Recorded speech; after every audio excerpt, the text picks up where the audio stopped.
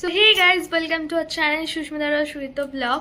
তো আমি এখন রেডি হয়ে নিয়েছি, বাজে 5:45। সুদীপ্ত দোকান থেকে আসছে, কারণ দুপুরে দোকানে গেছিলো সুদীপ্ত, ভাইও ছিল। তো তারপর সুদীপ্ত দোকানে গেছিলো, ভাই চলে এসেছিলো, এসে লাঞ্চ টাঞ্চ করে তারপর আবার ভাই আর সুদীপ্ত গেছিলো, তো দুজন মিলে চলে এসছে। বা এখন ঘরে থাকবে, সুদীপ্তর সাথে আমি একটুখানি বেরাবো কারণ রিলস বানাতে। তো চলো, ওখানে গিয়ে দেখা হচ্ছে।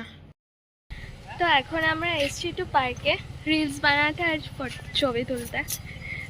তো ছবি টবি তোলা হয়ে গেছে, এখন আমরা একটু ঘুরতে যাবো। আজকে আমি একটা নতুন সালোয়ার পরেছি, কেমন লাগছে শুক্রবার? এটা আসতে কথা বলিস কেন? আমার মা বলেছে জোরে জোরে কথা বলতে। কেমন লাগছে তোমরাও জানিও। তুমি তো বললে এখানে ঢোকার ইচ্ছা নাই, টিকিট নাই। না, তা তো বলিনি। বললে তো পার্কিং হয়তো নিতে পারে, তো বাইক ওইটাতে যাবে এটা। ওটা তো এখন দিয়া কিছু কেন? ভালো চলে গেছে, দেখতে তো পারতাম। যাবে? এটা গোলটা কেন আসলো সুত্ত? নাইট যাচ্ছে না তো।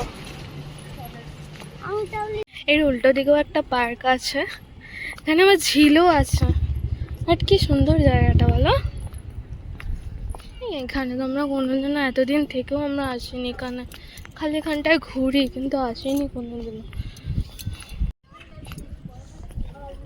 অনেক বড় ঝিলটা বলো। হ্যাঁ, এটা কি নৌকা? হ্যাঁ, তো ডাবকে ভিডিও করে।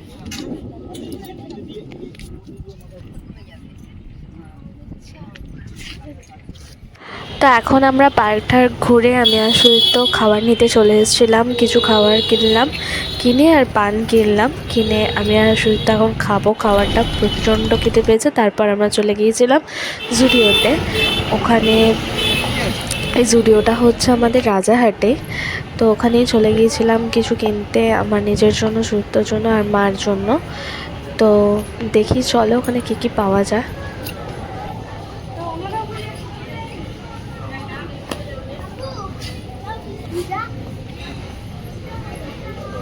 এগুলো কোনোদিনও কিনিনি, তো আমি চুজ করতে পারবো না।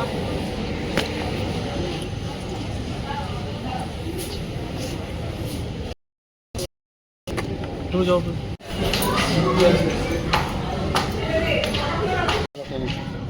কোনটা? অরেঞ্জটা নেবো, এই কালারটা ভালো লাগছে। তোমার সাইজে হবে? এটা দাদা এটা এক্সেল হবে?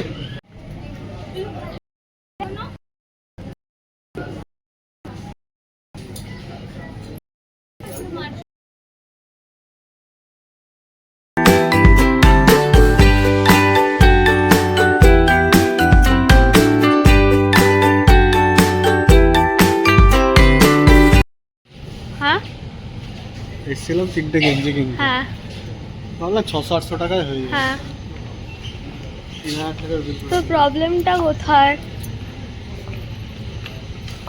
দেখালে না?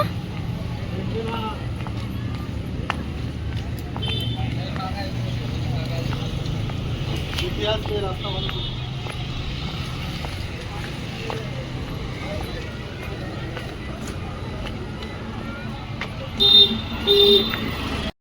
এখন চলে এসেছি দোকানে, দোকানে বসে আছে,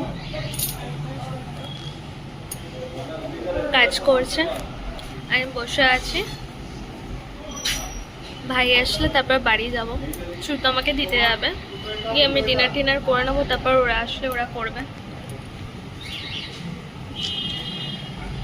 কি মনোযোগ দিয়ে কাজ করছে আমার বরটা।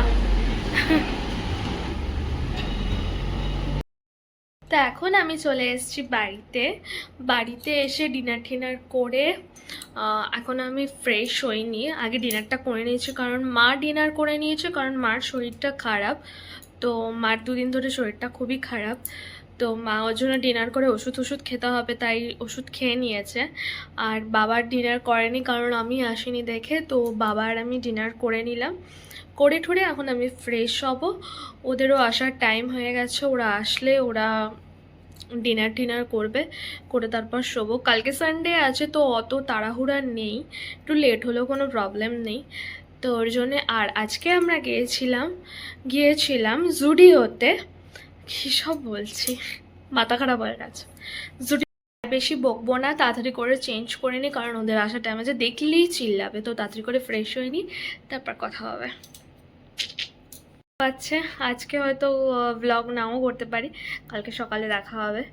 তো খুবই ঘুম পাচ্ছে, চোখটা পুরো ঝুরিয়ে আসছে। তো আজকাল না কি হয়েছে, ওদের দোকান খোলাতে প্রচণ্ড রাত হয়ে যাচ্ছে ঘুমাতে, সকালবেলা উঠতেও লেট হয়ে যাচ্ছে, কারণ সুদীপ তোর কালকে ছুটি আছে, তো একটুখানি ঘুমাবো।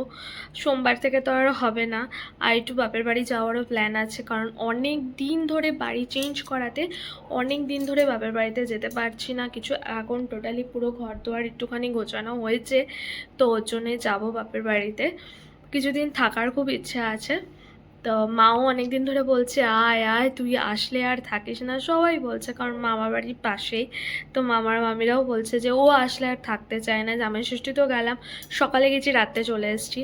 তো ইচ্ছে আছে থাকার কারণ মা বাবা দাদা অনেক দিন ধরেই বলছে। তো এবার হয়তো গেলে 4-5 দিন থাকতে পারি। তো তোমাদের এই ব্লগটা কেমন লাগলো, ভালো লাগলে লাইক কমেন্ট শেয়ার সাবস্ক্রাইব করে দিও। Bye bye, good night.